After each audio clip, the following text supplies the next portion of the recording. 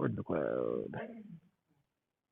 Well, hello everybody. Good evening. Welcome to week 9 of Advanced Programming with Java here at Portland State University. We're in towards the end of the term. We've got this week, we've got next week of sort of this normal style of class where you see some code, you do some code, and back and forth. Then we'll have the final exam on the 16th. We'll cover all the details about the final exam next week. Because in the meantime, you got lots of other stuff to focus on and finish up.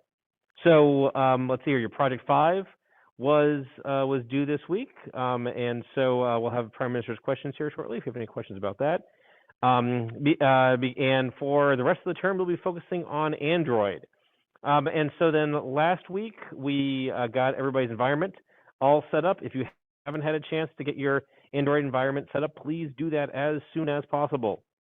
It's very important that you can build and run an Android application because that's key to the final project, and you don't want to find out shortly before it's due that, oh, things aren't working on my machine or whatever. So more people ready. And so, but tonight, after Prime Minister's questions, what we're going to do is I'm going to do a little bit of Android programming in front of you. My guess is that most people who are focused on Project 5 hasn't really, dove in too deeply in, dove in, is that even a word? Dived too deeply into the Android API. And so we'll just sort of scratch the surface tonight in terms of what Android programming is all about to get you a little head start for the week. We'll do that, and then we'll spend the rest of the time working on our final mob programming kata, which is implementing the game Minesweeper. And that will be fun for the folks who are here. Remember that, per the requirements of the course, you're only required to participate in one mob programming session, but I highly encourage you to stick around and get some experience with it. This will be an interesting one, both in terms of design and how you build the application and then how you implement it. So I'm curious to see how things go. But first, let's start off with Prime Minister's questions. What can I tell you? It's I'm sure been a busy week focused in on Project 5, maybe thinking about Android.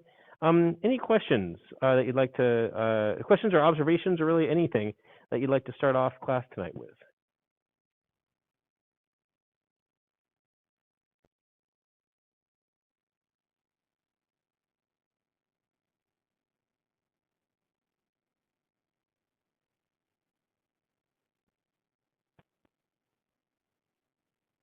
I didn't see too many questions on Slack or in email about Project 5, which is a little unusual, but I just chalked it up to the excellent teaching and preparation that no, it's probably not it. But I'm curious what your experience is, because I know that Project 5 is very different, doing the client and server, learning about the servlet API, figuring out how to pass things back and forth. How did you find it? What was challenging? What was maybe easier than you thought? And what was effective in terms of what was effective for you and what was maybe ineffective, something that we can do better at in the future? This one for me was kind of an interesting one in that I think the actual work itself wasn't super crazy. Like nothing was super complicated or like really, really nutty like the XML stuff with its arcane errors and things. It was a little bit more like the hardest part was kind of understanding exactly how everything was going to be passed back and forth between all the different pieces. And then kind of once that was sorted out, it was a little bit more straightforward. And then honestly, writing the tests is kind of the most time consuming part for this one. Yeah, interesting. And was it did you find the integration tests to be more time consuming? The unit tests, were they both equally time consuming? Just curious. I would say probably the integration tests, only because I was trying to use Mockito and it was just not happening. Like it kept blowing up and I couldn't quite understand why, without like spending a bunch of time digging into the Mockito documentation. So it was kind of like it was like, how heavily do I want to lean on this versus just doing a little more conventional testing? Yep, no, fair enough. Cool, good observations. Oh, yep, Josh echoes your observation that, yeah, the tests were the most difficult part. Okay, good to know. I had a comment about testing actually. I feel like with this last project, I have gotten better at 2DD. Like, I was actually surprised. I surprised myself. With the applet server, I was actually able to write the test first and then implement. So I did the entire servlet in that manner. I had worked all day on it, so then later on it was just getting a little bit more tiring. Um, but I was having trouble, as I had pointed out. I think I posted it on Slack. I was doing unit tests for everything, and even though it works, like it won't build. And then I Hmm. realized I have to change it all over to integration tests, and then things started to work there. But yeah, that part got me really stressed out because I was working all day on it and then it didn't work. It didn't build. But after that, it was good. So yeah, the testing. Excellent. Thank you for sharing your story about your experiences on Project Five. So it was quite the adventure, quite the epic that you were on. But I'm glad that you're feeling good about it here at the end. And that's the thing about testing. You've spent your entire career in computer science learning how to write the code, but then testing is probably still new for many of you. And so then I'm not surprised that it's a little awkward, even though I've been doing all this course, just getting into that mindset, that point of view, where you need to think about, well, what does this guy do, and how do I make sure that it does that thing, and then I go make it do it. Almost seems anticlimactic, but that's okay, because you've demonstrated that it's doing what it's supposed to do, and there's just so much value in that. That I hope sort of as we, well, actually, I mean, Project Five, I suppose, is probably the last one you're going to be doing major testing for, but we've sort of gotten an appreciation, or at least can imagine what it's like. If you let's say you had another 11 weeks to work with this code base, having all those tests there would provide a lot of just good, solid foundation on which to build more functionality on. Nice. Okay, let's see here. Comment from Jacob. I thought it would have been nice for the airline REST client to be separate from the HTTP request helper, composition versus inheritance, because maybe it would have made it possible to test them out keto. That's a great observation. Wow. Could you file a GitHub issue on my repository to that effect? That would be super awesome. I completely agree. Whew, yeah, nice observation. So yeah, I mean, so what Jacob was saying is that because because the airline REST client is an HTTP request helper, you can't test the logic of putting together the URL and passing in all the parameters, because you end up with a real REST client. But if instead you use like the inversion of controller dependency injection pattern and provide the airline REST client with an HTTP helper, you could mock out the HTTP helper and then make sure that when the airline REST client's methods are called, that the right URL is ultimately sent back to the airline to the HTTP request helper. Yeah, nice. I think I will make that change, or at least seriously take it under consideration. One of the interesting things for me is the code base for this class is probably the oldest code base that I've ever worked with. I mean, I've been doing this thing for 20 years, and it's really every once in a while I'll sort of like wax nostalgic and look back in the GitHub repository because I think the first, let's see here, it started in CVS, then it was Subversion. So I think the first commit is like 2001 or 2002 or something like that. Still a long time ago. It's just been very interesting for me as a software engineer to look at how I've evolved some parts of this code over the years. The projects have evolved a little bit, and certainly the tools that I use sort of behind the scenes to do things like to grade the submit program. It's been rewarding for me to see how I've been able to leverage software to improve the course, and whether that's improving it to provide a better experience for you all, like integrating unit testing into it and code coverage, or helping me and the grader by making things more automatic. It's just kind of an interesting meta lesson in software development. Nice.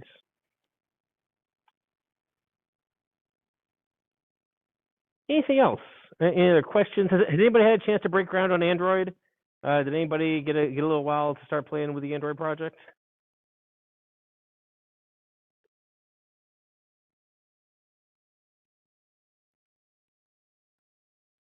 Nope. Okay, that's okay because we'll do some of it tonight. Any other questions before we dive into Android?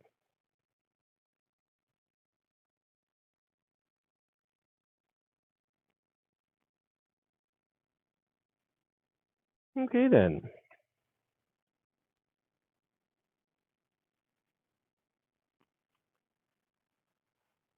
Last week we broke ground on our Project 6, which is an Android application that models our airline.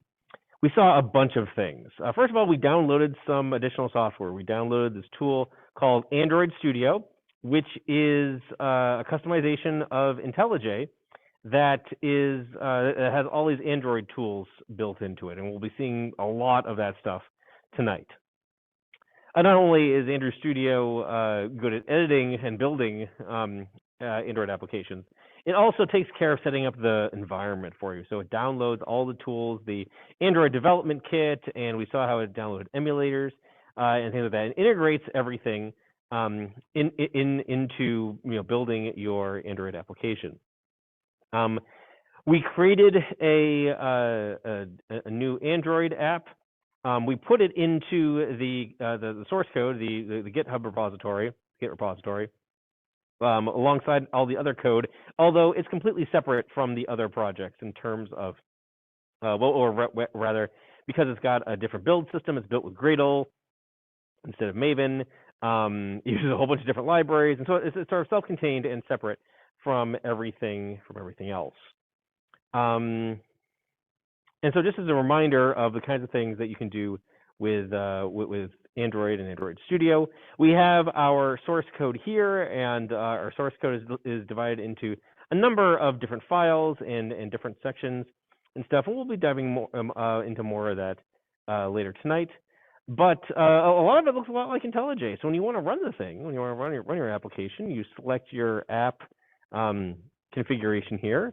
And as you'll recall, last time we installed an emulator, a device emulator. In this case, it's the Pixel 2 phone running API 29. And then you just click run. And so what this does is, let's see here, it's going to start up the emulator, right? It's going to start the Android emulator. It gives you something that looks exactly like the device, like the Pixel 2. And it'll start it up. It'll take a little while because it's the first time that it's running tonight.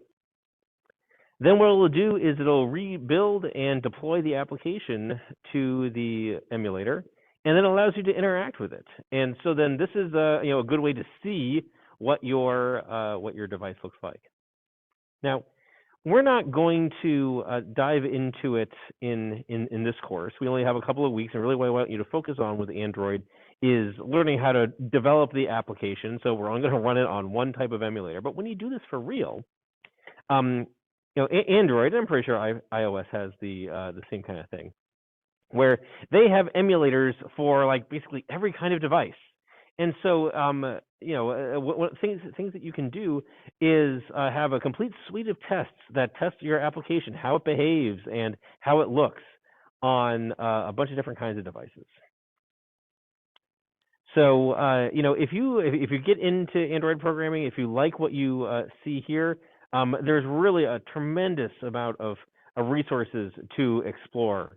This is serious stuff. This is serious software. Hello, is it running? Maybe it's not on. Maybe it's turned it off. Oh no, maybe I did. Okay, I think it was off. Now I need to turn it on again. Sorry, what I was saying is that we are just really scratching the surface, providing just the fundamentals, the basics of Android application development. And if it's something that you like, I encourage you to explore it more on your own. Because not only is it fun programming, hey, you get to have something that's visuals, have something that you can interact with. The programming platform and the patterns that you follow in Android development, it's good software patterns. You learn how to do asynchronous programming. You learn how to decompose things into modules, to do things like separate out your application logic from how the data is viewed, how the interaction happens, in a way that your code is well structured. I guess the bottom line is that Android development is software development just like anything else, and the lessons that apply to sort of more of the back end, like how to build a scalable system or how to have good decoupled classes, you can apply that all to Android. And one of the reasons that you can is that, well, it's based on the Java programming language, or sort of like real full programming languages that have good tool support, that have well-established patterns for them. And so then, it's meant to be something that's familiar and then not like a super huge leap to do something very different than just writing a command line application. So anyway, here is our airline activity. This is the this is the application. It's been deployed here. It doesn't do anything right now. It's got some text that, as you recall, we kind of rotated and messed with. But here you've got the emulator, and you can do things like go back here to the home screen. You can click and drag up to what's this right here? Oh, maybe it's a different let's see here, a different oops, stop, go away. Drat. I wanted to, I see. You click and hold, and then you say app info, and there we go. I want to uninstall that. Anyway, but it's like a phone, right? You can do all your stuff with it. And so then here's our activity again. And then as you make changes, you just redeploy. Android Studio will rebuild it and then redeploy it to the emulator. So that's as far as we got last time. We looked at some of the code. And I guess what I just want to start out with is acknowledging that there's different kinds of code in this project. Yep, you've got Java, and Java is where all the application logic happens, right? It is the, so right now we have something called an activity, which is a Java class, a Java object that represents, oops, where's the emulator? There you go. I'm going to minimize this for right now. Excuse me. Here's the emulator. What's displaying now is something called an activity. You can think of an activity as a screen, basically. An application can have multiple screens can have multiple activities, but like one screen essentially is an activity. And here is a Java object that backs that activity. I'm going to make it a little bit bigger so we can read it. So I can read it. Let's be honest. Oops. How do we do control scroll? Nope. Option scroll. No. Android Studio is just different enough from IntelliJ that I forget how to do certain things. Okay. But anyway, if you watch the Android lecture, you'll learn all about the life cycle of an activity.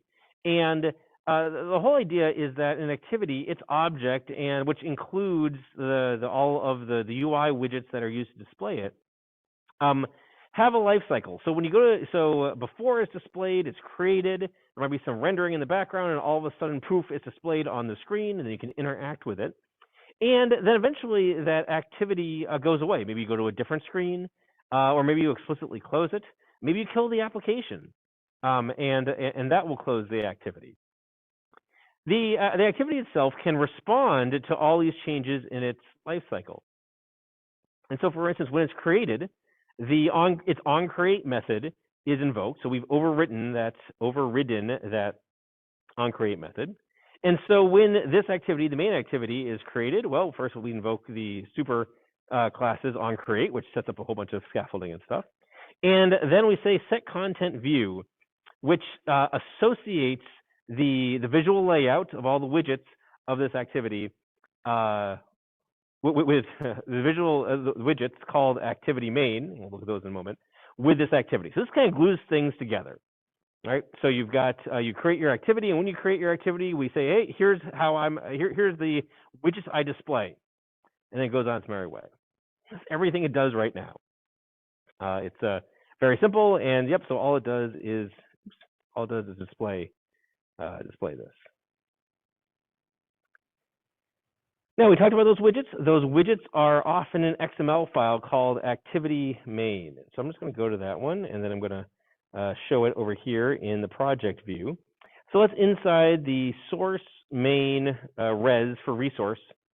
directory. It's called layout activity _ main.xml. And note that here in the main activity, when we refer to this thing, we refer to it as r.layout.activity _ main.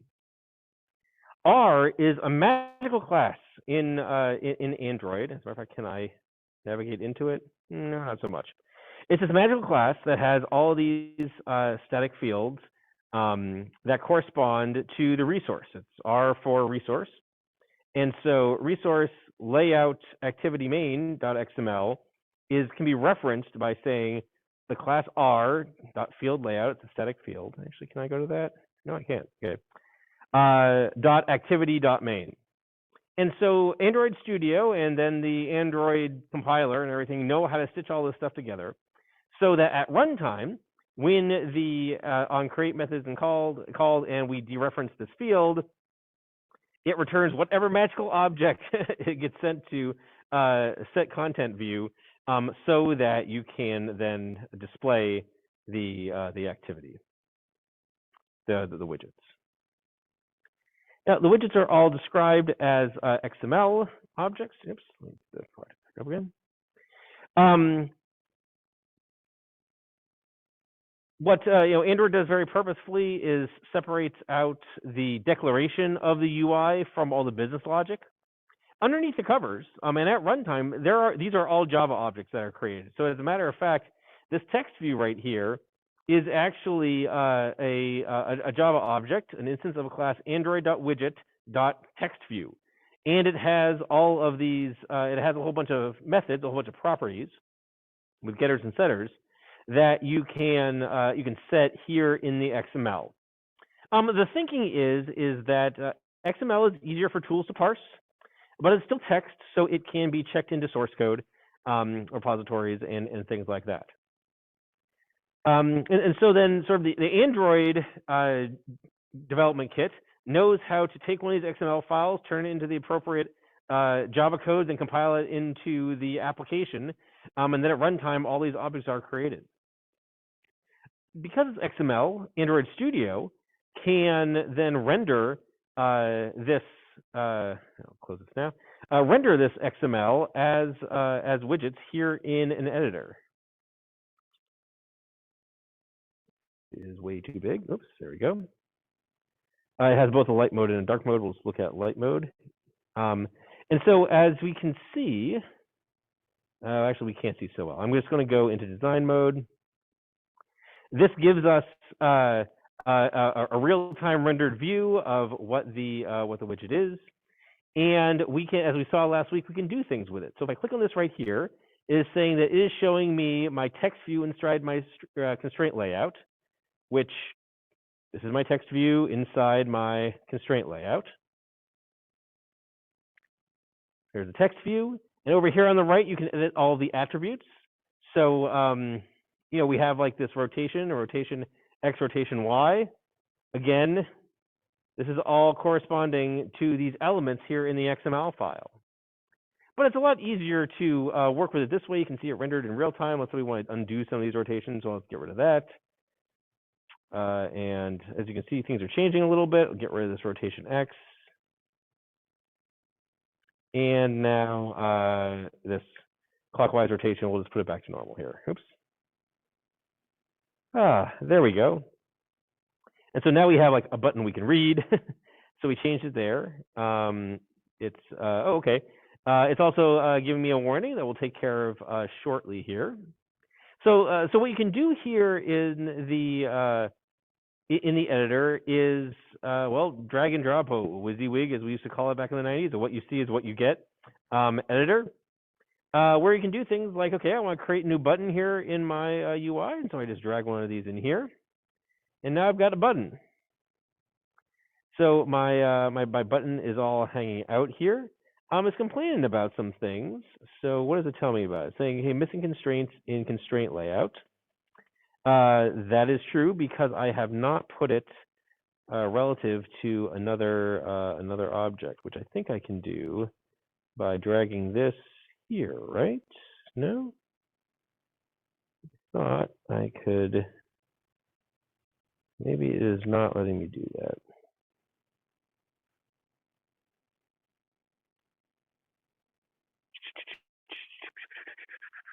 Well, I think I'm just going to change the layout then. Let's see here. Can I do that easily from here? Clear constraints of selection. Wonder what that does. Meh. So a constraint layout is all about putting objects next to each other, which is actually which is decent. So I think so. Let's see what we can also do, and you can read about how constraint layout works exactly. So notice that now I've made some changes, or rather, because I used the design view, some changes have been made to my XML file. I got rid of some configuration right here, so that was all the rotation stuff that I got rid of. And I added this button, and it put a button in here, and it said, "Hey, wait a second, it's complaining about some things." So if I Alt Enter here, it's like, "Hey, this is a warning, because it's saying, hey, we can ignore this warning, although we don't want to do it. We want to instead we want to lay out this button in relationship to the text view. Although maybe before we do that, we should see what happens when we try to build this. I'm pretty sure it's going to fail right now, or at least it'll display things as we don't expect.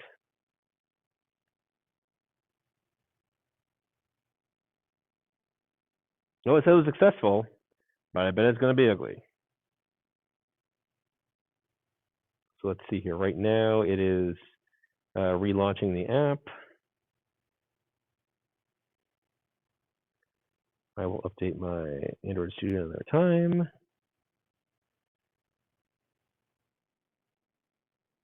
Is this running? What is it doing?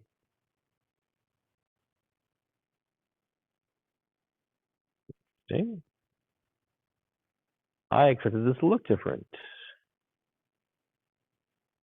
I can't tell if it's still running in the background or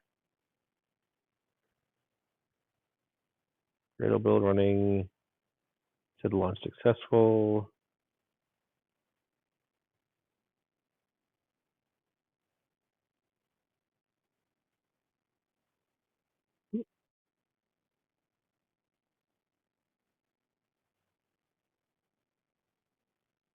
Oh, interesting. So it didn't. The changes did not appear to take place. You do apply changes. Does that do something different?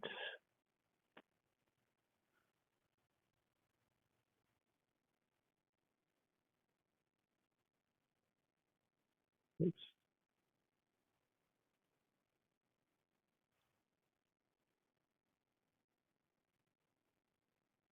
Huh. Interesting.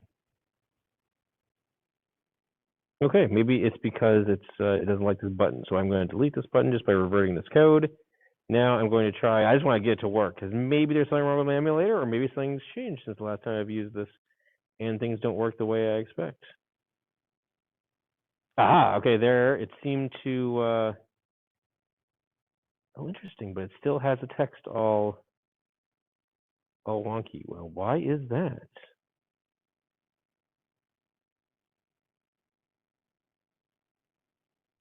Let's see here now. Let's stop the app. Okay, it's no longer running. And actually, is it still installed on there? It is. Now I'm going to uninstall it just to sort of be extra double dog sure. You shouldn't have to do this. And so I'm a little, oh wait, uninstall. I do want to uninstall, yeah.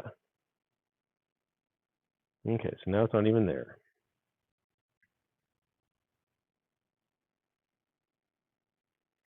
Now I want to run it again. Huh. Now why is that? Why is it different? So if I change this text, do I see this? I must be missing a step.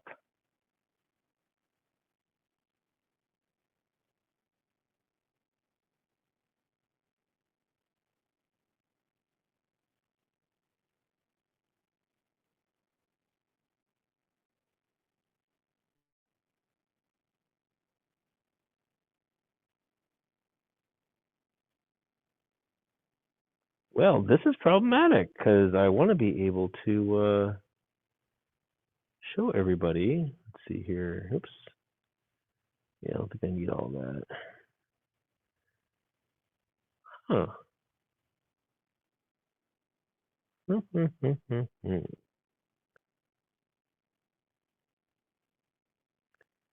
I'm going to try to clean the build and do it again.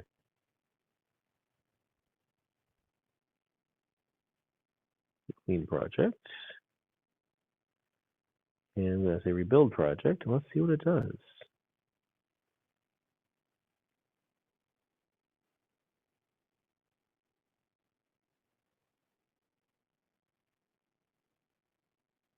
That's what I get for not trying it out before class. I'm sorry, everybody.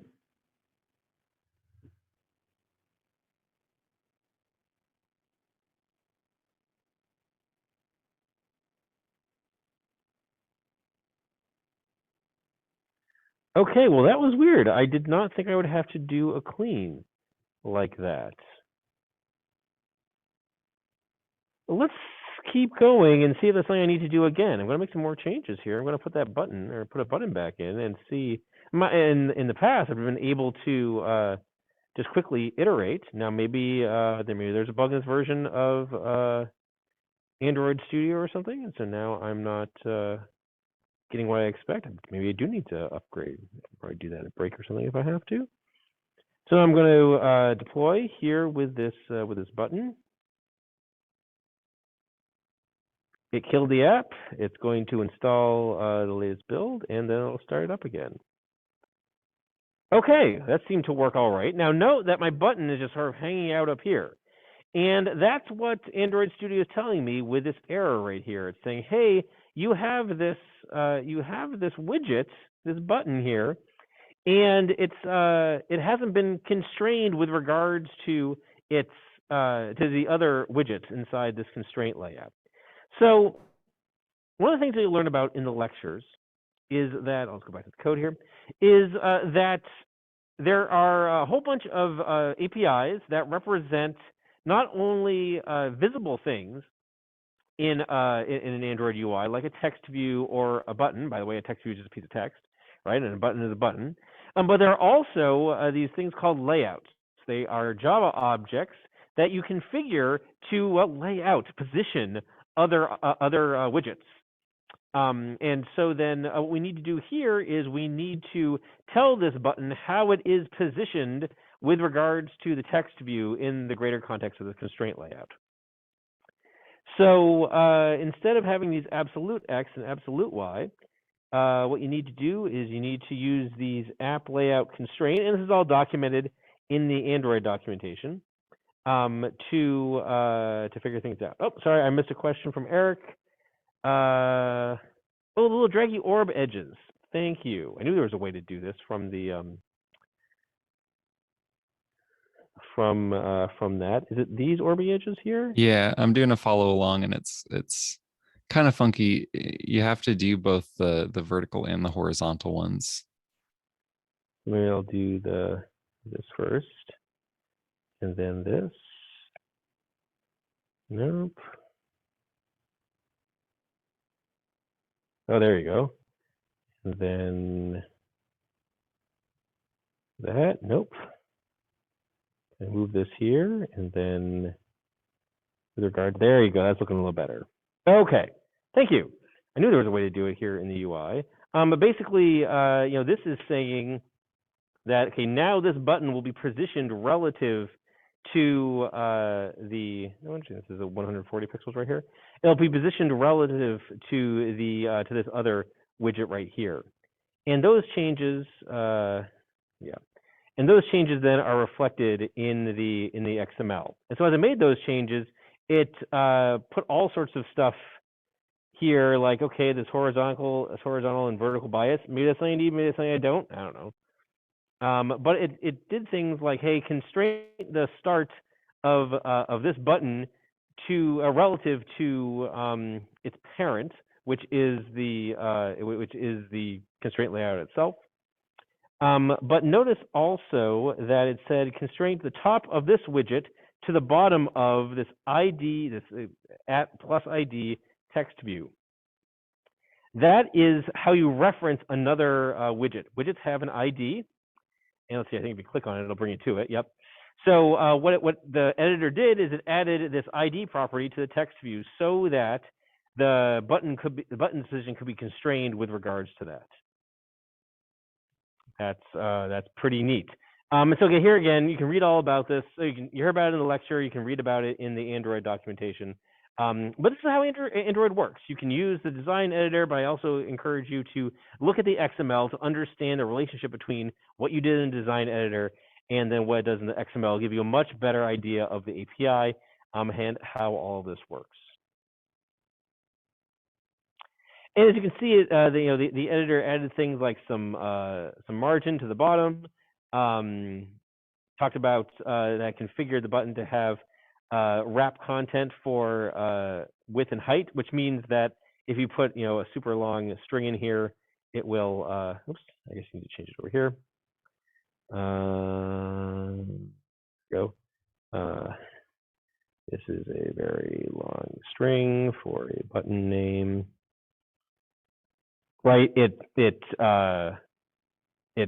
manages everything appropriately. So let's see here. When we previously left our application, like button was hanging out here in the top right because we hadn't constrained it, and so there was no definition in terms of where it should be. Now let's rebuild that, and we'll watch it go by.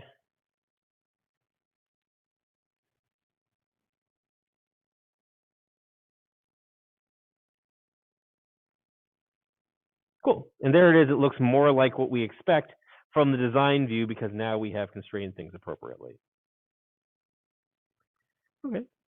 I'm going to commit this because I want things to, I want to be able to see the changes I make pretty easily. So let's see here. Add a button to the main activity. I'll commit that and push it up to GitHub. I would. Merged. We've got a couple of warnings. We're going to resolve those next. Okay, so it's using the design mode to design editor to edit your UIs. And as you can imagine, you can add more widgets. We'll do a couple more things there later in class. But it's warning me about this hard-coded text. And so I click on that, and it tells me that, hey, you've got hard-coded text in your UI. Now, this is an anti-pattern to have hard-coded strings in your UI, well, in your XML files, because these are Android applications, and people all over the world who speak many different languages and expect different date formats. All that stuff we learned about when we in the date and calendar lecture. People expect things to be in a language that they're familiar with. So when you have hard-coded strings, it warns you about them. And so then if you click and then do an option return to see what is available for fixing this problem, the first thing is that you can extract string to a resource. And so if we do that, what this does is it creates an entry in a resource file in something called strings.xml that has the we'll just call this button name, I guess. And we'll extract that there.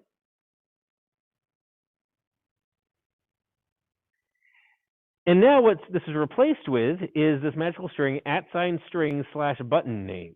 And if you mouse over it and Control or Command click on it, it'll bring you to that resource file. So here it is, an XML file.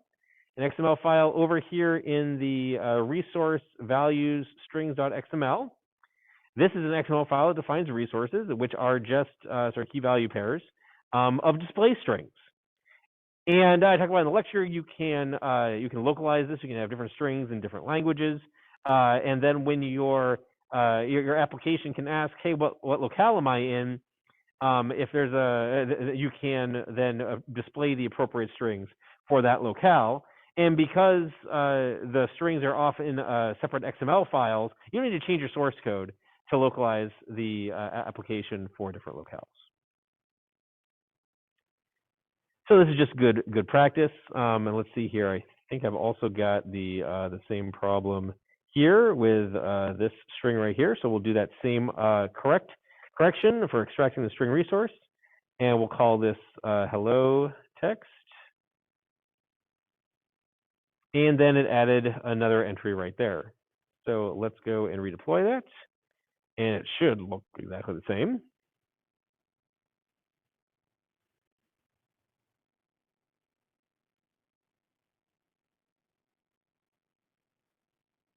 Nice. Okay, cool. Here we've got our activity. So let's just change. Let's go check that stuff in real quick. Extracted strings into resource file.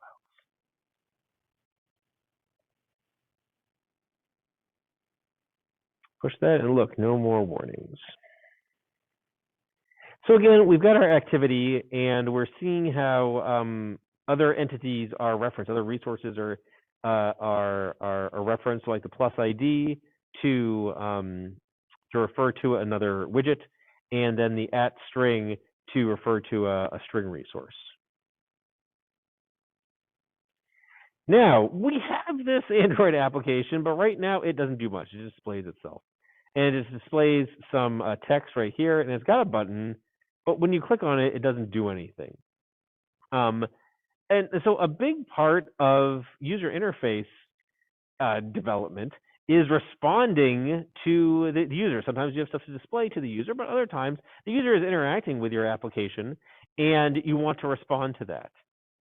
Now, when you think about how the user-provided input for projects, well, really 1 through 5, maybe 1 through 4, the command line, the projects that were solely command lines, how did the user provide input? Well, on the command line itself, and also through a file. But essentially, these are sort of static things, right? The user provides you input once.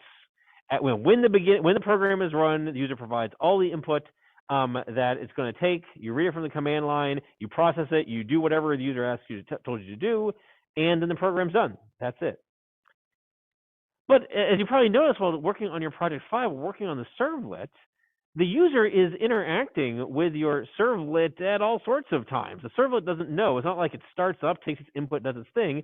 Instead, the servlet starts up and waits for someone to interact with it. It waits for an HTTP GET request to come in or HTTP POST request to come in. And it handles it whenever it comes in. And so then that's when it reads the input, does its thing, and returns its output.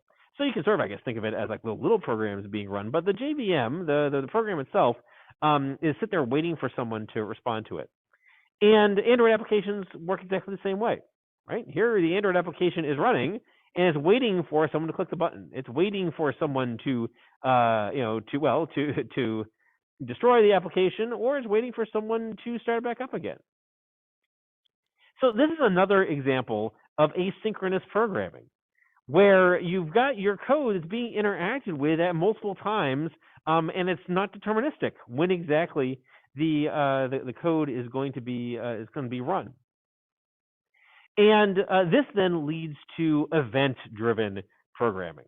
So when I click the button, what happens behind the scenes is that an event is created saying, hey, this is a button and it was clicked. That's represented as a Java object. And then the code can handle that event occurring and respond to it and do whatever it's supposed to do. So let's see how that is done. Now, let's see here. I'll go to my main activity. And what I want to do is I want to configure my activity to say, hey, when that button is clicked, I want to pop up a little message saying that the button was clicked, right? Nothing really that special right there. So the way I do that is I can get a reference to that button. Oops. Button, and I'm going to call it button, and it's going, and I do that with, I say, sorry, wait a second, button equals, I'm sorry, the name of the API is, I'm blanking on it. That's why I'm going to go over my cheat sheet, my other, my code from last term. Where is it? Find view by ID. Thank you. Find view by ID. A view is the parent class of all widgets. The ID here is going to be r dot, what do we call it? It was, the button is button 2. Okay. R dot,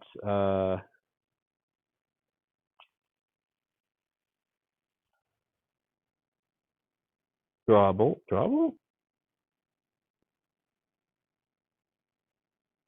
No, button 2.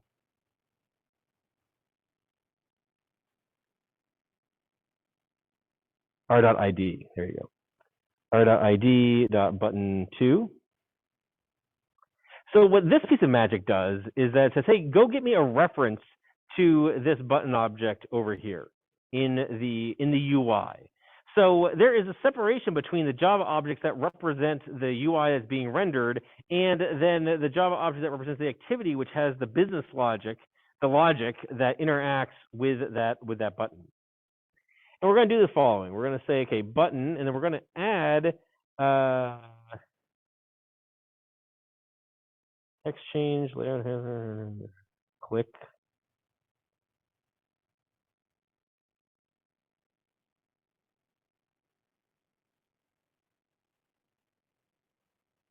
There we go. Set click listener. Set on click listener. Yes.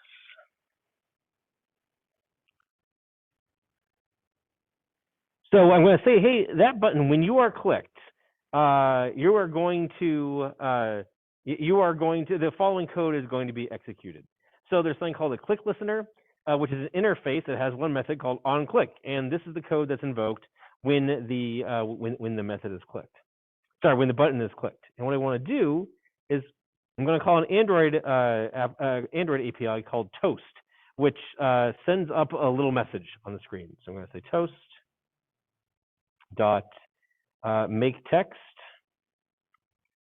and it takes several things. The first thing is it takes the activity, which is called the context, which basically says, hey, here's where I'm being the context in which I'm being invoked from, which will be main activity dot this. The text that's being displayed, it's like you click the button.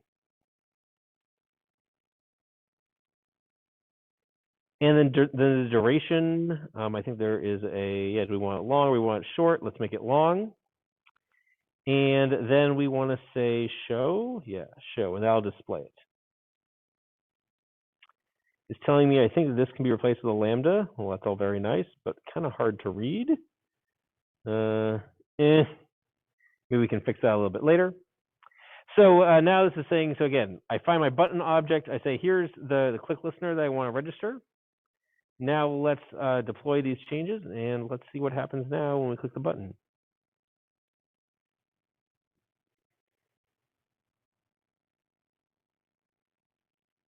Now when I click the button, it pops up a little thing that says you clicked a button. So this is a fundamental part of user interface development. The whole idea, the whole idea is that the first thing that you do is you set up your UI. So here your activity is being created, is being displayed for the first time, and so you find that you do things like, hey, I'm going to find all of the UI widgets, and I'm going to say that's what's being displayed, and I'm going to find particular widgets, and I'm going to configure them for the application. In this case, I'm going to find my button whose ID is button 2. And I'm going to set a click listener on it that says, hey, listen, when you are clicked, go call this other Android API called Toast to make some text, and with this value right here, and then then show it. Question came in. I noticed that there is an on-click box in the visual editor. How does that differ from creating the listener you just said? I don't know. Let's go find out. So let me commit this, and then we'll go play with that. Added a button listener. I think what the thing in the visual editor does is it allows you to put some sort of method reference or something like that. But let me let's go find out. Oops. Go into design mode. Now let's see here. There was a way to search. What do you do? There was a way to search for. I think you have to click the button first to Oh, focus it. probably. Thank you. Button, ID, and then search. Oh, there was a way to sort of look for on click. Oh, that's over here. So how do I get the mouse here? Button. What did I just do?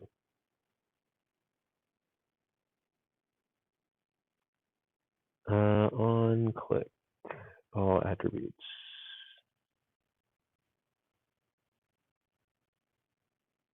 I think it's also in the common attributes one, I think, as well. Oh. Up. Well, anyway, on click.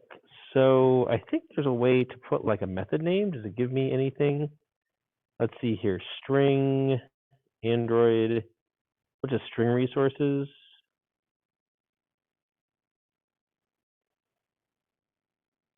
Let's see if the API documentation can help. So if you go to developer.android.com, there is tons of documentation out there, and it's very searchable. And so if I just say button, pages, buttons, so I think this is the API right here. Yes. So on click. Oops, click. This is where you can find out more details about what on-click listeners are all about, all that kind of stuff. And then, let's see here, on-click in the main thread. That's all that's here. So let's see here, public methods.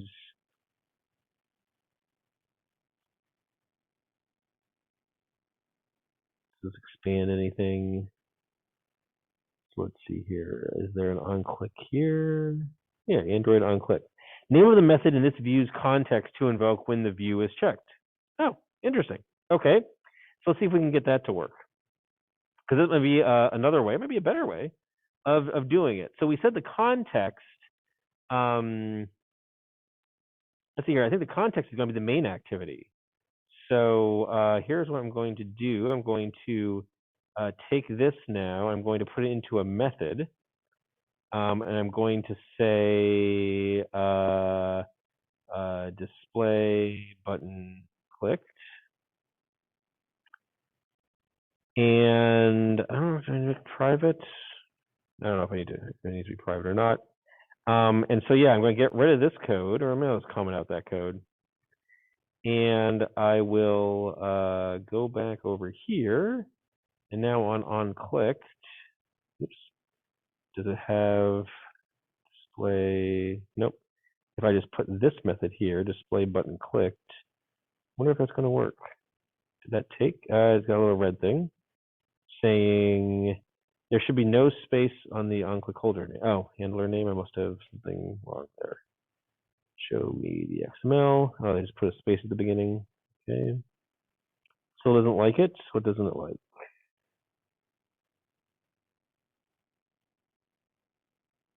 It sort of found it. Oh, I wonder if it needs to take a well, let's it's complaining about something. Let's see if we can figure out what it's complaining about. I looked up the documents for it too. It looks like it says it has to take a view. A view? That makes sense. So basically this is just a shortcut. So view there, and it's a little happier now. Oops. It is happier. It is. Now it's still oh. It's already there. Is it not public? That's why it needs to be public. You should have sort of told me that. There we go. Okay, so you need to have a public method. Yeah, okay. This is I guess another way to do it. Let's see how this works.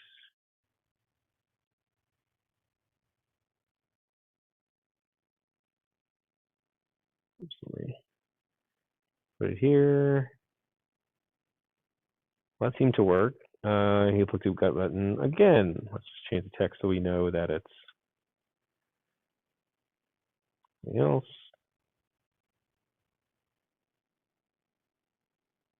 Yep. Okay. Well, that's pretty cool. So yeah, that's another way of doing it. I think my personal preference is to be able to see the object and hook up everything. Because for me, it's all like in one place, and I can just read it top to bottom. But this works also. And and this is sort of a there are multiple schools of thought on this. I've seen a lot of UI code that keeps things separate like this.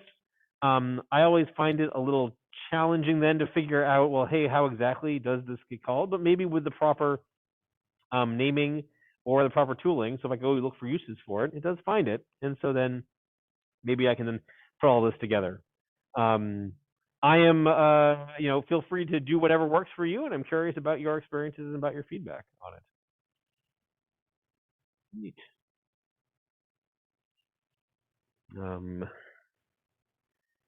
Set the buttons on click property in the XML file.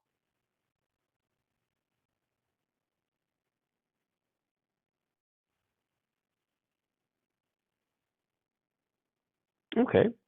Okay. Next thing I want to show you. So clicking a button to pop up some text, that's kind of neat. But let's do one more. Yeah, let's do one more thing. What I want to do is when I click that button, I want it to start another activity. Here again, most apps have multiple screens, and eventually this activity is going to have a little calculator on it. But for right now, I'm just going to add a new activity to my application, and then make it so that when you click the button, it'll launch that activity. So the easiest way I found to do this is say new. I'm sorry. I was expecting an option for creating a new activity. Why am I not seeing that? New project, new module. Where's like a code? Maybe it's generate activity. What is it called? Maybe because I'm in the wrong place. Do I need to be like up here? New. Oh, here we go. New activity. And just it's got a whole bunch of different things. Actually, if you look at the gallery, all sorts of things here. I think I want a new empty activity. Yeah, this is probably the simplest thing. But we saw this when we created it yesterday. We're going to call this calculator activity. Yes, I want to generate a layout file. That's cool. It's not a launcher. In this package, it's in Java. And sure, it's part of the main. That's good. So it's saying, hey, there's a couple of files that were created. Yes, please add those to Git. It created a new activity class and a new layout in the XML calculator. Okay, this is looking all familiar. And looked at, it was nice enough to then register it here in the Android manifest. So don't need to worry about that. And here's the new activity. It just starts out with displaying itself. And then the XML, then this XML, again, not too interesting. It's empty. So I'm just going to leave it like that for the time being. Use the constraint layout so we can put some new stuff there later. So, I'm just going to check these files in. We don't really do anything with this. Actually, let's deploy it first, make sure nothing breaks. It shouldn't. Because really, this is essentially dead code. It's not used anywhere. So actually, if Android's smart, it won't even include this in the APK in the file it's downloaded. So anyway, so nothing new here. So I'm going to just commit this stuff and say add a calculator activity.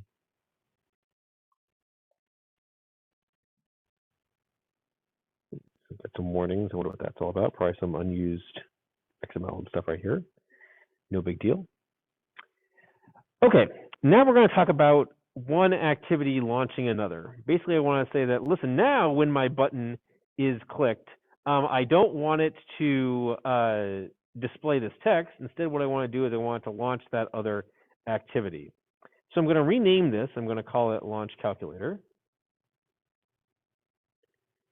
And you know what? I'm also going to go find, I'm going to find the activity, and I'm going to change the button name to be launch calculator.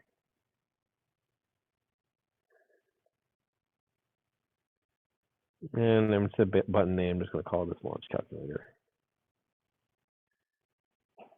Okay, so now let's reload that. Let's just make sure that it does what we expect.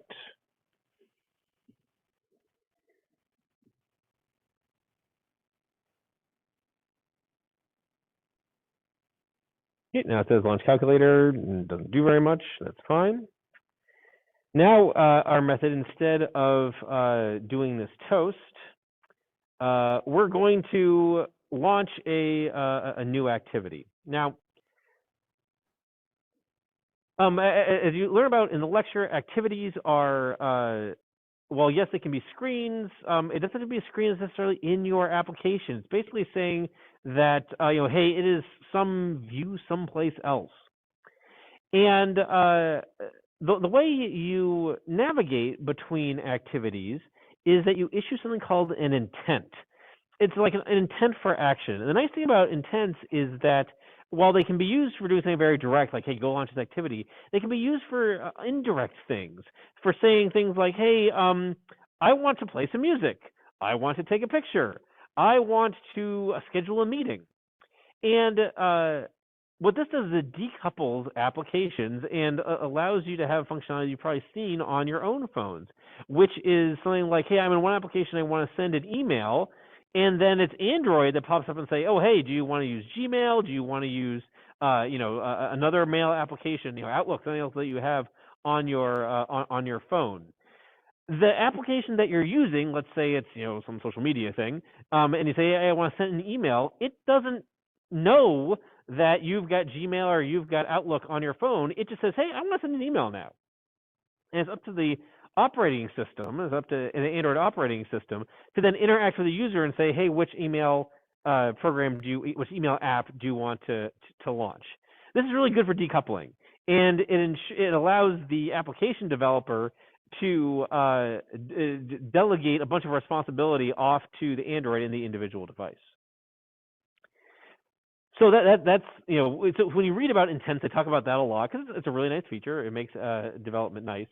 But here we're going to use the other kind of intent, which is intent, which allows you to just simply go to another activity.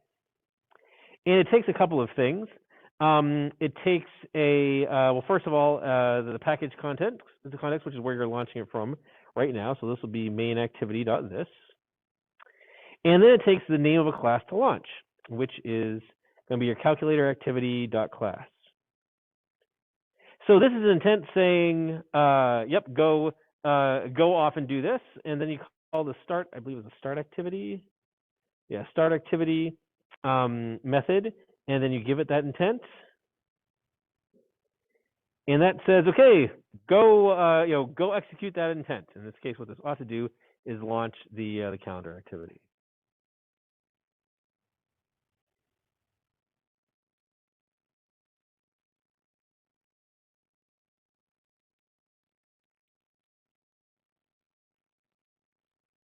Did it launch? Maybe it did.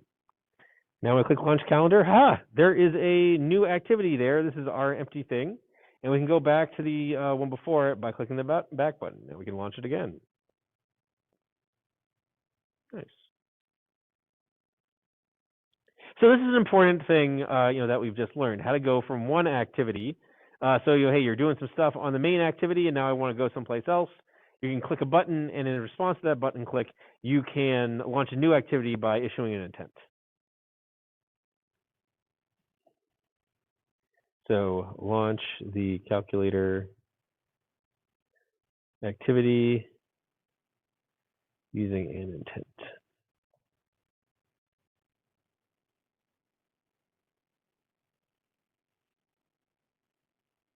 Cool. That is, those are some sort of fundamental things about activities. I think it's time for a break. let's take 13 minutes. We will return at 6:50 p.m. We'll do a couple more things in with Android. We will add some functionality to the calculator app, calculator activity, and then we'll do bomb programming after that. So see you in 13 minutes at 6:50. Oh, that was weird. Oh, I have this muted. That's why there was no sound. Hey everybody. Okay, welcome back. We are recording. Yes, yes, yes. Super sweet. Okay, so in the beginning of class, we saw some Android development. We walked through a number of things, including looking at these XML files that describe the user interface. We saw how we could use design mode to manipulate them. I wonder why are these things side by side now? I don't know. Doesn't matter, I guess. And then we saw how the activities, the UI here can be used in the activity object, the activity class, to then respond to things like button clicks. I realize I didn't pause for questions, but now we're back from break, and maybe you've had some time to reflect on this, to drink on this, whatever it is that you do at home. Any questions before we move on to do some more things?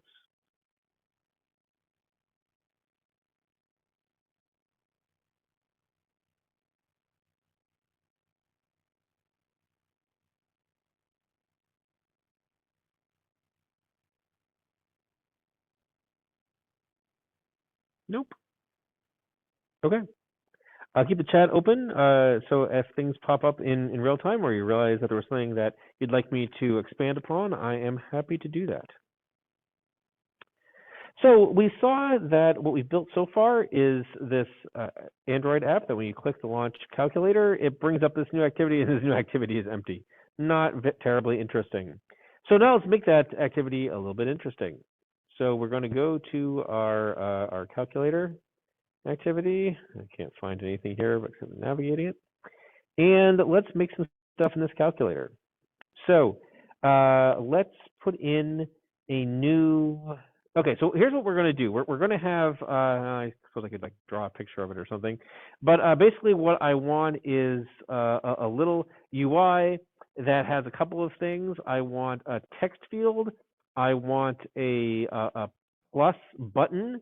I want another text field. I don't want a plus button. I want like a text field plus another text field equals some value. And when I click the equals button, it will perform the operation. So I will draw some stuff. Now let me just let me just draw that, I guess. And so the first thing I will do is I will have a text view here. Oh, look, it's showing me that down there. That's very nice. I am going to call this. You can tell I'm not super adept at using the design. I don't know. I just like the XML. So for me, the text is not going to have any text. It's going to be empty. And its ID, let's see here, declared attributes. Oh, there's the ID. We're going to call this left operand. Oh, rename. Yes, go ahead, wherever you'd like. Yes. Left operand. I'm going to zoom in here. Oh, I'm going to set the width. I want the width. Layout width.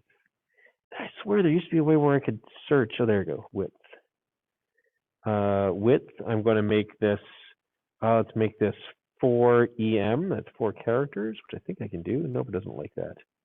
Unknown units EM. Okay, so I can't use M's. I have to use then like 40 pixels. There you go. That's nice and big. It doesn't seem big enough somehow. Make it 100 pixels. Here we go. I'm going to want just some. I don't want a text view as much as I want just some text. So maybe I do text view again. I just make it ineditable. There isn't a oops. So is there a preview? What is the thing called? Default text.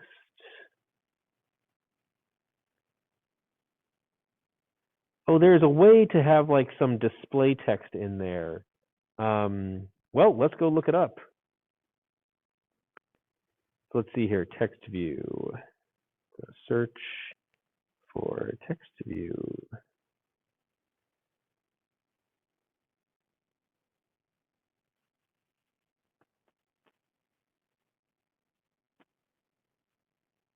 And so there's an attribute. Let's see here, not auto text. Is it called preview? Is it called, oops, is it called preview? Is it called default?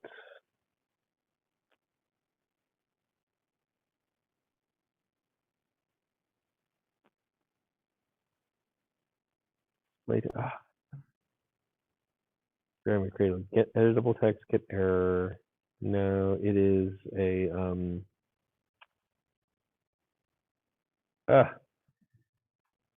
Android text view, default text.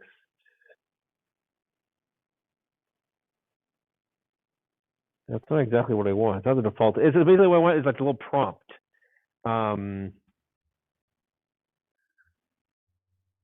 Prompt text. There you go. I displayed prompt for a user. No, that's not really what I want.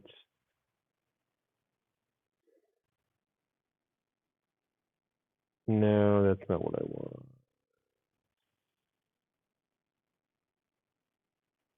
Placeholder, text, hint. That's what it's called. It's called a hint. Hint, yes. And I'll call it number. I'll make it a little wider then. That's good to know. Let's see here, can I just make this wider? No, let's make it wider like this though. Sort of. Cool. So number, okay, that's neat. Oh, it doesn't look like. Probably not constrained, right? Yeah. Okay, and then I want another text view next to it, which will be just contain plus. So the text is plus. That is cool, and I want to make it uneditable. Editable. Maybe unchecking it. True, false. Great. Now I can't do that. I want another one of these. Can I just duplicate it? Maybe. Whoa, that is not what I wanted. I know how I can duplicate it. Do it in the XML.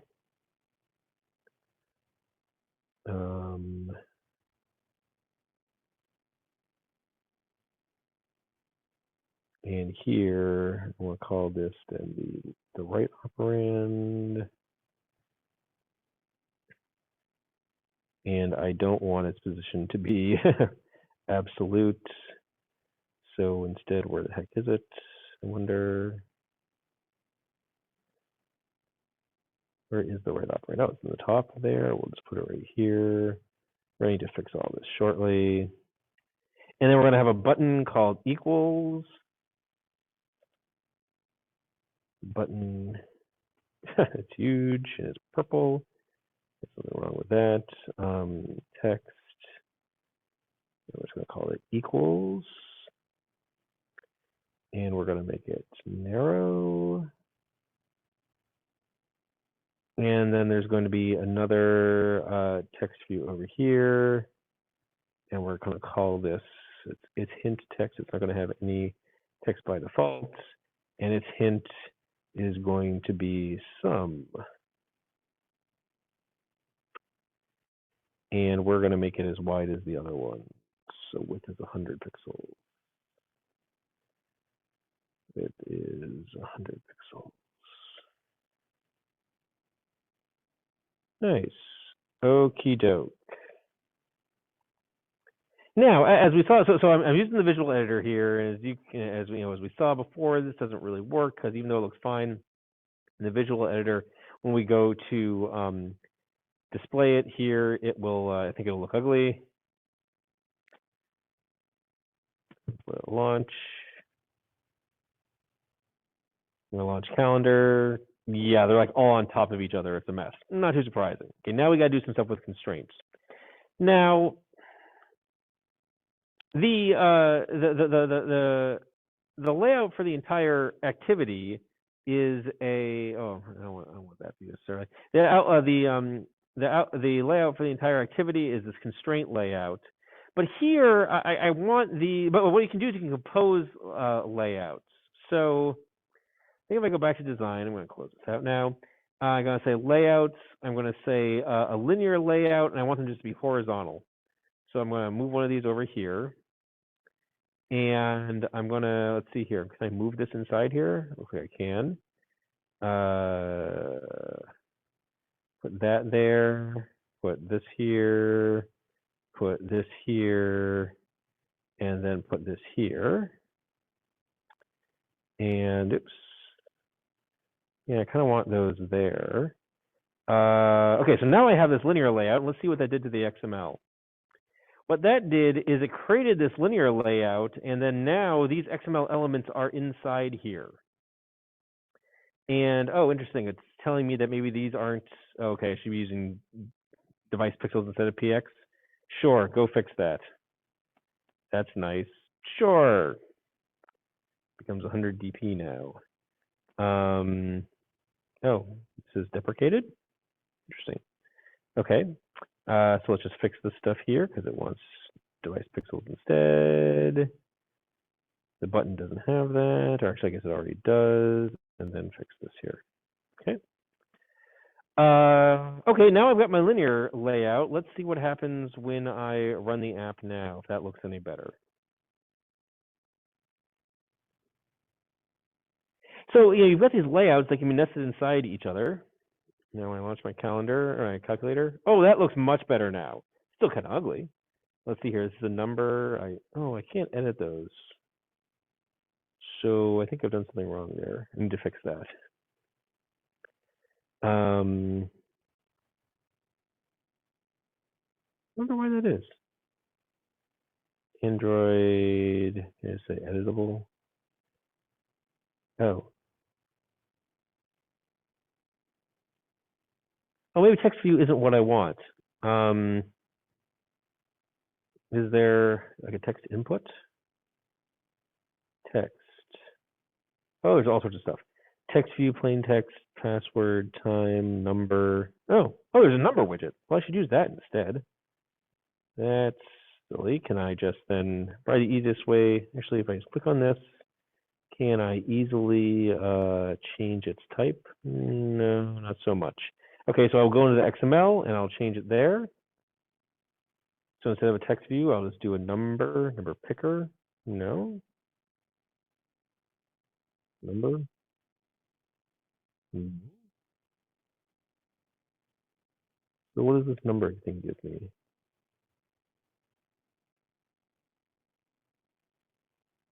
Oh, this is an edit text that has some stuff for a number. Well, that's definitely what I want then. Okay, good deal.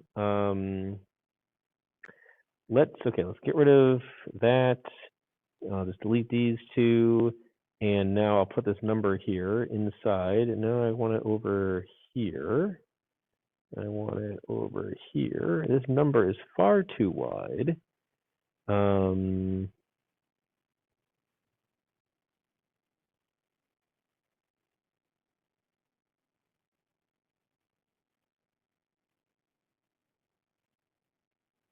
Let's just have 3 characters wide. There we go. And that's good. Okay, now I'm going to put another one of those numbers be right there. Nice. I want that one, so it's M's. Oops. Here we go, search. M's.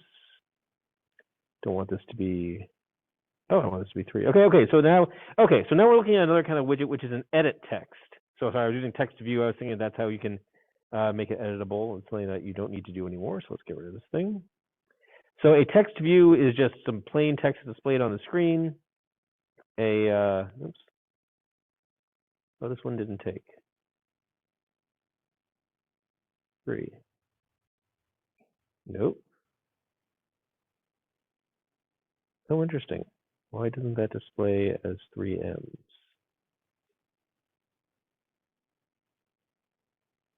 M's 3. Oh, that's interesting. Okay, and cool. Here is the sum. So let's change these again. Change the ID of these. This will be the right operand.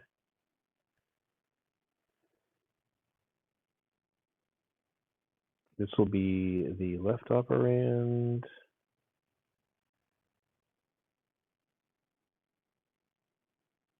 It's bothering me that this is still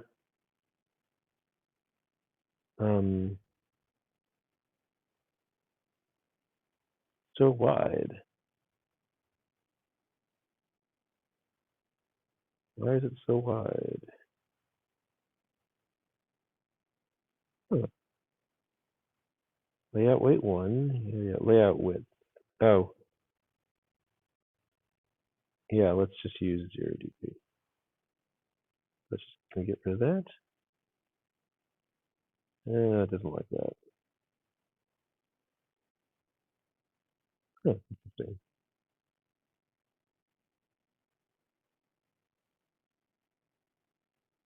Oh, okay. Here we go. Wrap content is probably what we want. There we go. That's looking better.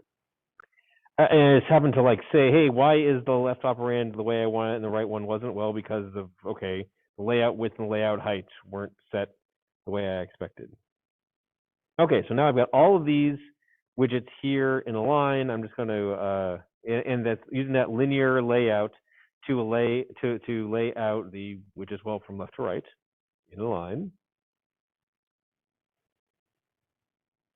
Onto the calculator, great. And now I can say I've got a number like 34. Oh, and look, it pops up things down there. I can't type the letter F, but I can type the number 56. Sweet. Okay, let's get in there. Okay, so now I've got them there, but it's not the right place on the screen. And so then here's what I want to do. I want to anchor things. So I'm gonna get down here. So I can use these things and move up here. Oops, that's not what I wanted. Stop. There's that. Nice. And then here on the sides, I kind of want to do the same thing. Oops. How do I make it?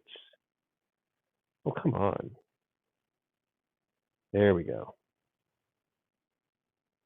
This is over here. Nice. Okay. And so now let's make this. Oops. Let's just make this wide enough, tall enough right here. Good deal. Can I move it sort of in the center of the screen? Okay. That looks decent. I kind of want to put some space between these. How do I do that? There's something in the layout. So if I go to the linear layout, I'm pretty sure there's like called padding. Is it called, what is it called? Padding.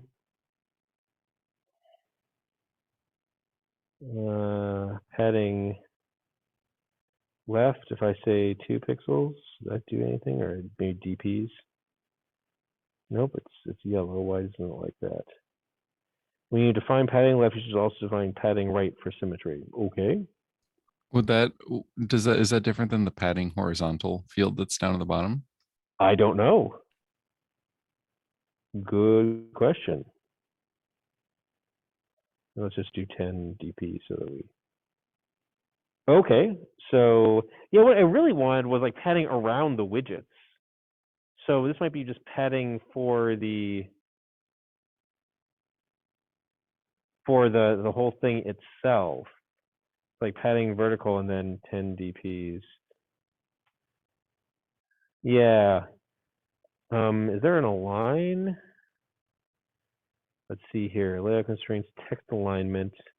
Baseline aligned. Nah. Okay. Well, let's see if we can just figure it out with a quick Google search.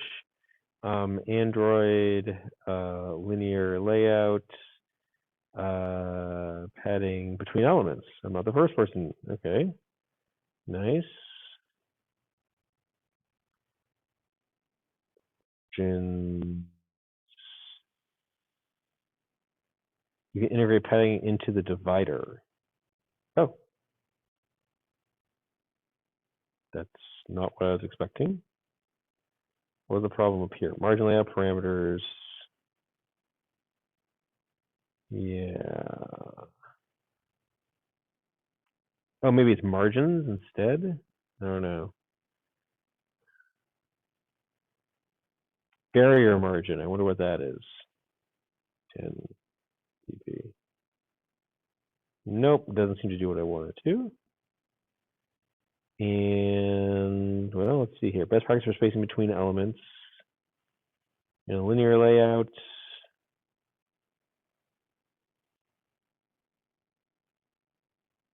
Try this.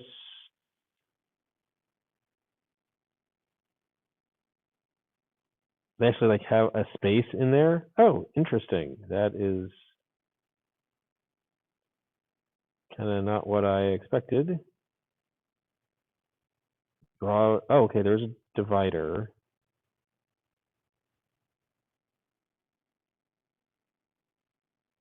Oof.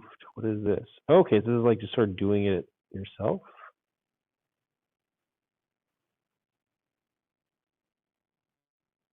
Margins, left, right. Maybe you have to use margins around each item. Well, that's kind of gross. So maybe there isn't a way to do this, or maybe I can do this divider where I put in a drawable, which is basically like an image or something that can be drawn, if you will. I don't know if this divider 8. I think this down here is the drawable for the divider 8. Never mind. I can fix this later. And hey, you can fix it in your projects, right? Okay, well, so now I have something that I think will look better. Let's deploy it and let's see what happens.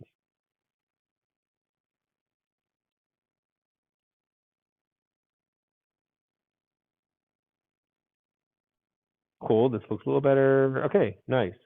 Okay, so this looks the way I want. Let's see what it's complaining about. Left operand. This item may not have a label readable by screen readers. That is true. Oh, okay, so you have an Android hint, and it's telling me to, okay. So it'd like me to have a hint over here. That's fine, I can do that. And I can say number. And touch target size, no speakable text present. Wow, it really wants me to make this accessible, which is good.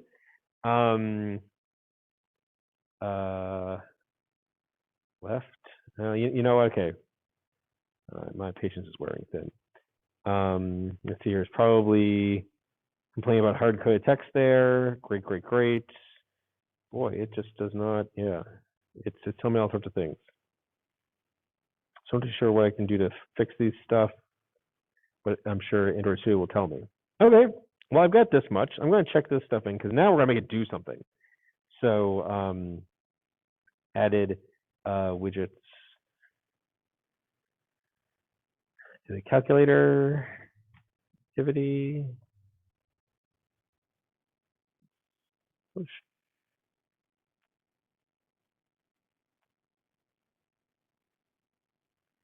And okay, so now I've got this. Now I've got these. I've got these widgets, and what I want to do is I want to implement it so that when I click the equals button, the sum of these two numbers is printed here. And I realize that this is called text view 4, which is super lame. So I'm going to change this ID to sum. And please, yes, rename it all over the place.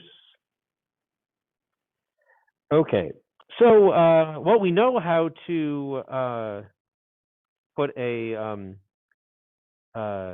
we know what to do with the on click here, so we'll try that again. We'll say on click, And here I will say calculate sum. Calculate sum. Okay, and it's saying that it probably doesn't exist. So, okay. Yeah, help me. Come on. Corresponding method handler, yes. Can you create it? No, you will not create it. Okay, fine. Go over there on the calculator activity. And now, actually, though, I think we see that we could create it from over here. Yes. Oh, but it doesn't tell me. Oh, here we go. Create calculator sum and calculator activity. Great.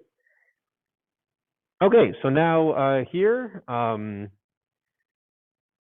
we need to toast. No, I think we need to toast. Okay, so now this is clicked when the equals button is clicked, and now we need to get the values, the two values that here and the two operands, and compute the sum, and then set it to this other field. And so this is where we use that find by ID. So the first thing we do is we get an edit text, which is the left operand, which equals find view by ID r.id dot left operand. Then we do the same thing for the right operand.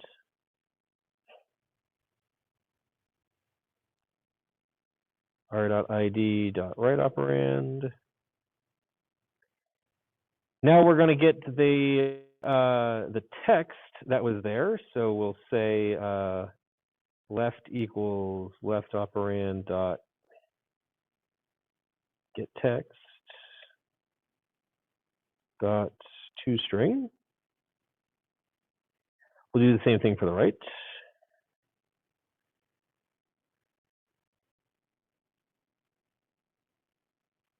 Then we'll convert those to ints. So let's just cut to the chase. Integer.parseInt of left plus integer.parseInt of the right. That is the sum. And now we want to write it back to this field right here, the sum field. So yeah. So then that's going to be a text view, which is going to be the sum field. Equals, we need to go get it. We need to get the find by ID, r.id dot sum. And then we say sum field dot set text to the character sequence string dot value of sum. So this is the business logic. What do? We go and we get our UI widgets, the ones that we care about. We then extract information from them, right? So like when the user puts in a number and clicks equal, when the logic goes and gets the widget and asks, hey, what text do you have? Well, it's the text that the user entered. And then we get that, we convert things into numbers, we compute the sum, and then we write it back out again to the sum field. So now when we rebuild,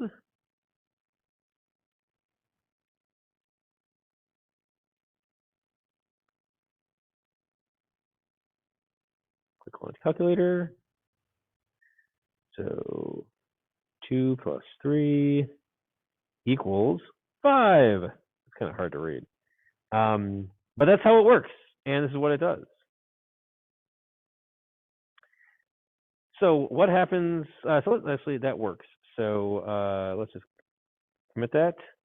So basic logic for calculator.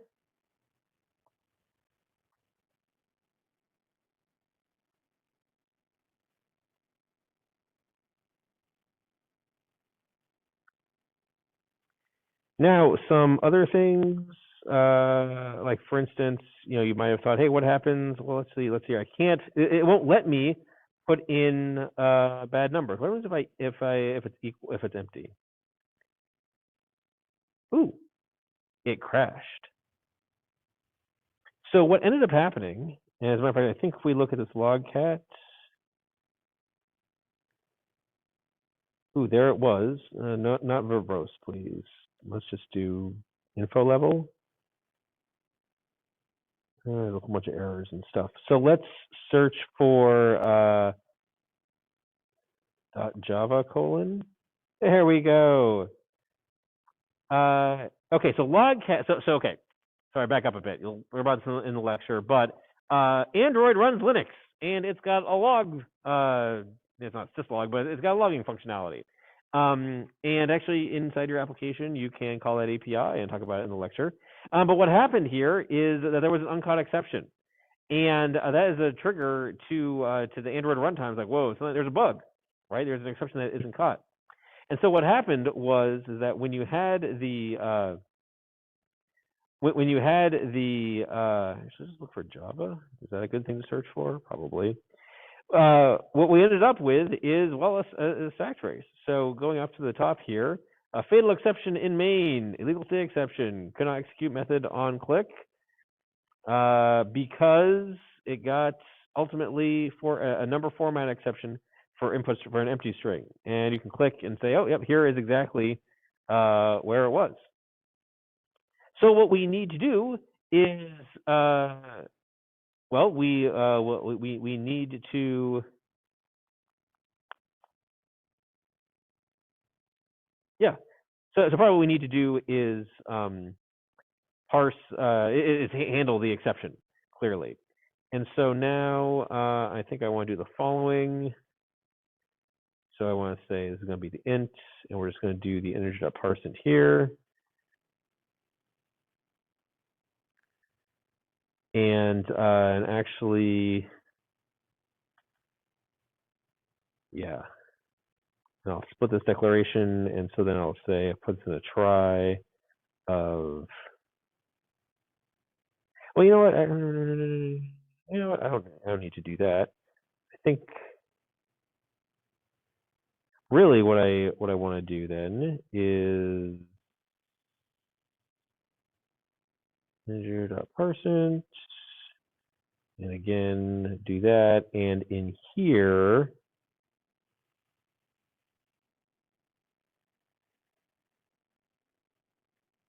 I'm just trying to figure out where exactly I want to catch these exceptions. I'm just going to do this. I'll split that here. I'm going to split that there. I'm going to move that up here and here. I'm just going to wrap both of these in a catch of a number format exception. And then I'm going to make a toast. And then I'm going to say toast, new make text. And the context will be this. And the thing I'm going to print out is ex.getMessage, and then duration is going to be toast.long, and then I'm going to show the toast, and then I'm going to return.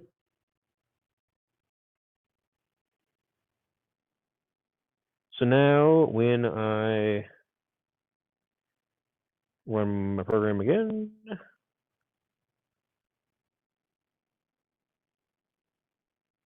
I click launch. 2 plus 3 plus 2 is 5. 3 plus nothing is toast for input string, blah. So not the nicest message, but you sort of get the deal. So yeah, that looks pretty awful. So that barely shows up to my eye. So anyway, so things to fix here. When we go back to 4, yay, you get 7. So hey, error handling is still a thing for your Android project. You still got to be aware of it. But luckily, you have, it's all the same APIs that you're used to. That's the nice thing about Android. It's Java. There you have pretty much the entire Java runtime. So all the classes that you're familiar with, integer.parse. Next week we'll see how to work with files and things like that. So let's see here.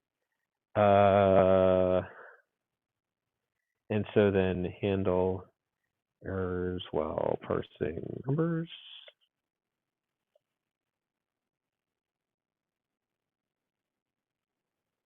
Okay, so let's see here. So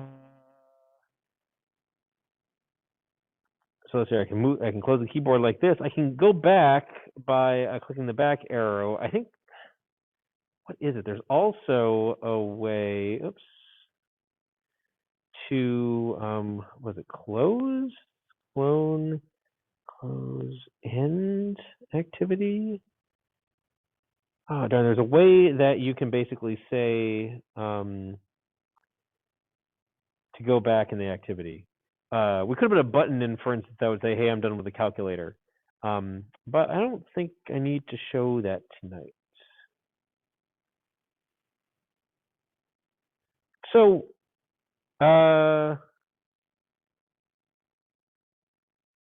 thinking about whether there's anything I also want to show you tonight. But what questions do you have? And we've seen a lot tonight. We've seen all this stuff with the visual editor, which I hope that makes sense. And please, this is the time to ask any questions about things that look odd or are surprising to you, because next week you'll be largely on your own in terms of using these tools to make your own applications. So I want to be sure to pause for any questions that people have. Please feel free to put them in chat or to come off mute.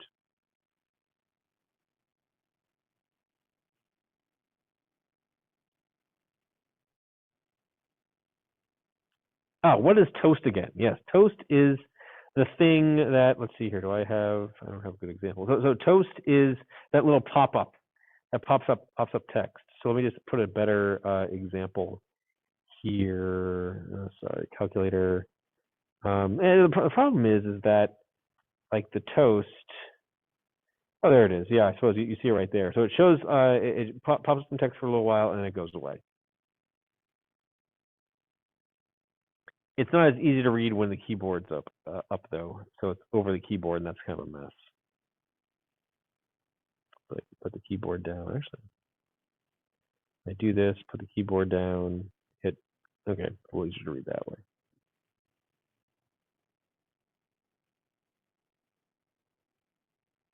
Yeah, probably the first thing that you want to do is go back and watch the Android lecture, especially if it's been a week or two since you've looked at it. I think a lot of this stuff will make more sense now, or a lot of that might make more sense now that you've seen some more examples of it.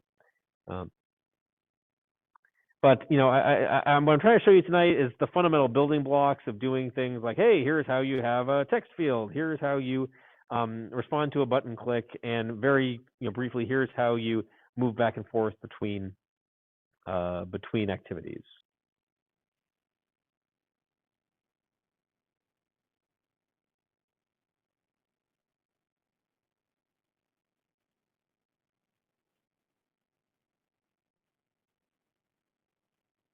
Okay. Any other questions on this before we move to the mob programming?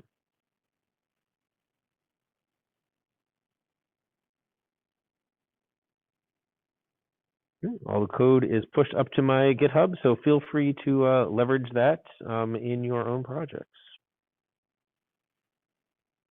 Okay, I am going to stop the emulator, save some CPU. I am then going to go back here. Okay. So over the last couple of weeks, we have been getting some experience with mob programming, with ensemble programming, where we've had a bunch of people around the screen. Here's well, let's see here. We've got 13 people right now, which is good for 2 mobs, although I don't know how many of you are going to stick around, because this is optional. If you've already done one already, you don't need to do a second one, although I recommend it. You get some more experience. And well, here's what I'll do. I will show off the kata, and then people who are interested to stick around, anybody who doesn't want to stick around, leave the call, and then I'll decide whether or not we have enough for 1 mob or 2 mobs. So, Minesweeper. Hey, remember the 90s? It was this game that was there on the PC, and before you had the internet, you played the games that came on your computer because you didn't want to go to the store and pay, like in today's dollars, which would be like $200 for a box that had a floppy disk in there to play a game. But anyway, Mina still likes it. Right on. It's a classic. Right? It's super easy. So I hope some of you might have experienced before. If not, the whole idea is that you are they're sweeping for mines, which actually now that in today's context let's remember this is a game. This is not an actual wartime situation. And the whole idea is that you click on a square, and that will tell you where the mines are. Now, if you click on a mine, then you lose the game. But otherwise, it tells you how many mines there are around a particular square. So, for instance, if you start with a board, that looks like this, where the asterisk represents a mine and the dot represents a square, a location without a mine, that translates into these numbers. So this field right here, this square right here, has only one. Sorry, let me highlight that. That square right there only has one mine next to it, to its left. However, the square right below it has two, one to its northwest and another one due south. So what this kata does is basically you take a rectangle that looks something like this, and then output something that looks like this, so that when you there you go. So then you say, hey, listen, for a 4x4 grid like this, and a 3x5 grid like this, then you would say, hey, the first field looks like this with these numbers, and the second field looks like this with those numbers and those mines. So basically what you're doing is you're implementing the logic for figuring out, hey, for any given square, how many mines are there around it. This is a nice little way to sort of, again, deal with like matrices or data in Java. There's a lot of different ways to approach it. I encourage you to explore test-driven development and having well-factored, easy-to-read code, in addition to just getting it to work. Let me post the kata here in the chat.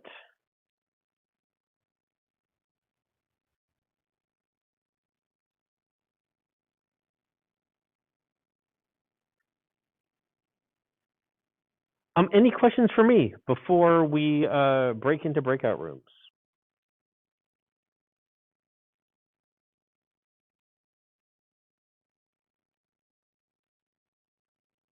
Nope. Okay. See, folks are leaving. That's perfectly fine. I am going to I'll create one breakout room so you can all go in there. I think given the people that we have left, let's try it with this many and see how it goes. In the meantime, I will pause the recording and we'll I'll check in a little while to see how things are going. What are you doing now? We're doing a recording. Hey, wow, okay, awesome. Heard you guys coding away over there. Sounds like it was pretty good.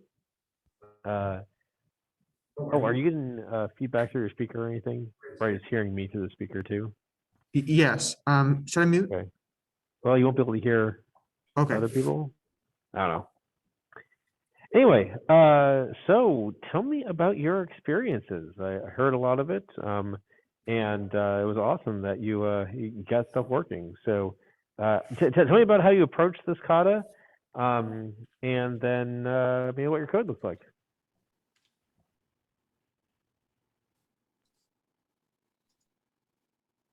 Should I start? Sure. Okay. I just didn't hear anybody else. Sorry. So we kind of went about it so we started off by discussing like how we wanted to implement it.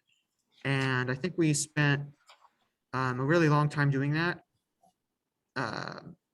Some of my groups have been like that in these past few weeks, and some of them have been just coding right from the beginning. Also, we pretty much all looked at the same code at the same time.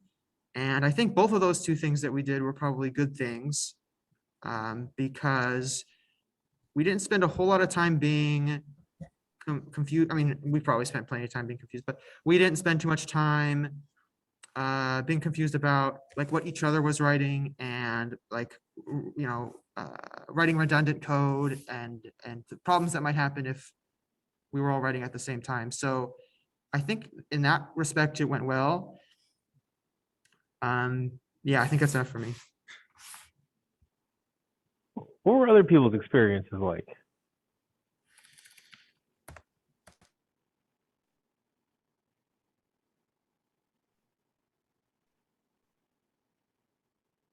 I would say it was good. It was a good experience. I think with the thing with like working all together, it's kind of like it's a little bit like I feel like it's just the two approaches of like you have just one person driving and everyone actually just kind of paying attention, or the not multitasking, but like splitting up and like having people doing multiple different smaller tasks as like together. And I think we did the first one more so with this.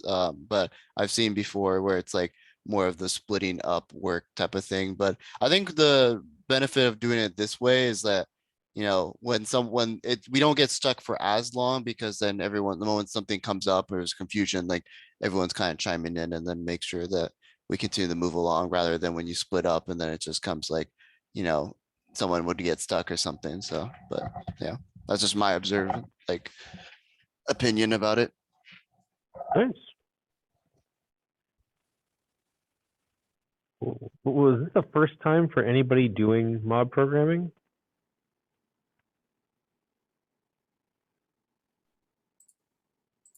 Nope. I just wondering if it was anybody's first time. Cool. Okay. Any other observations? Any other questions, lingering thoughts or doubts? Things you might want to do differently next time?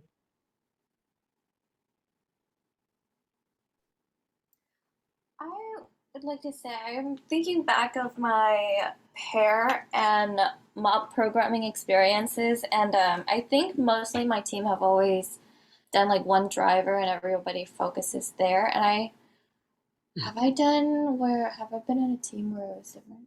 But I definitely like it much better where it's one driver and everyone focus their attention there.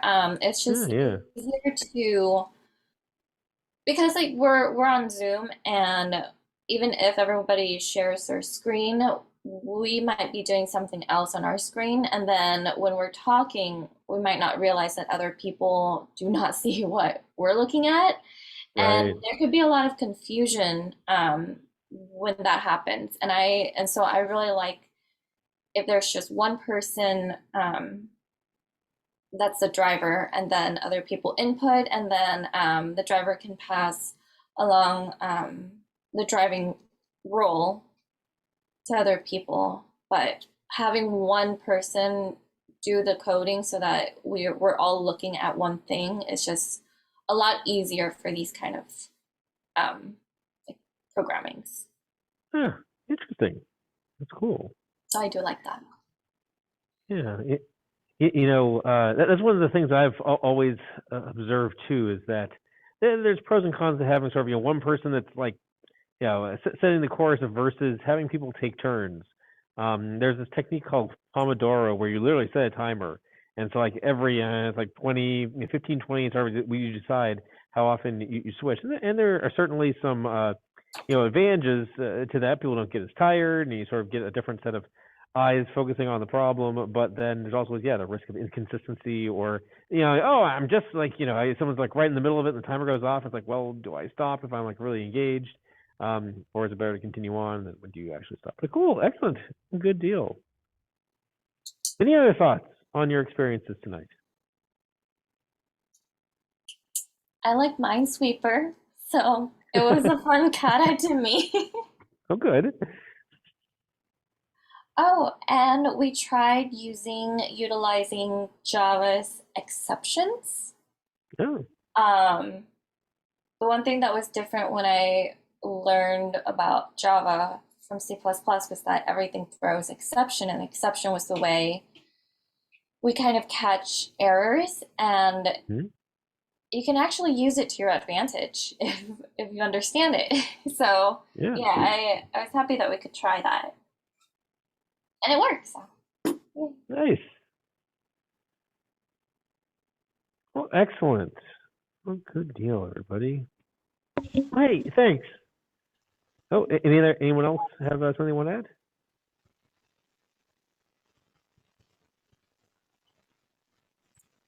Nope. Okay then. Well, awesome. Hey, I appreciate you all sticking around. A little late to work on this. Glad it was fun. It looks like you learned a lot and got some good experiences continuing to sharpen your Java skills on a problem that was different and hopefully a little fun. So thanks. I think this will be our final mod programming for the term. Next week, we're just going to focus solely on Android and make sure that everybody is in good position to do some fun stuff on that project. So have a great night, everybody. Have a good week. Of course, reach out on Slack if you've got any questions in the meantime. And I will see you next week. Wait 1 second, Jacob. Yeah. How did you share it? How did you share the GitHub repo? Yeah, so I right now I just have the GitHub usernames that you guys put in the chat in a text document, and I still need to push the code, and I still need to add you guys as collaborators. I haven't done either yet. Okay, that's cool. I'll do it as soon as I So can. it will just Yeah. be added as collaborator. That means we'll be getting an email, right? Okay, I That's just right. I just need to know what to look out for because I've done I'll it just in case you before. don't get the URL, I'll send that in the chat for sure. Okay, thanks. Because I've had it before where I'm working with another person on a GitHub repo, and I know I can access the repo, but I cannot see it anywhere unless I type in the entire URL. And so I don't want that to have to be the case this time. Thank you. Oh, okay. Yeah, no problem. Cool. Okay. I'm going to pause the recording, but let me know. I'll look for you all to drop off once you have everything you need from the chat. So see you later, everybody.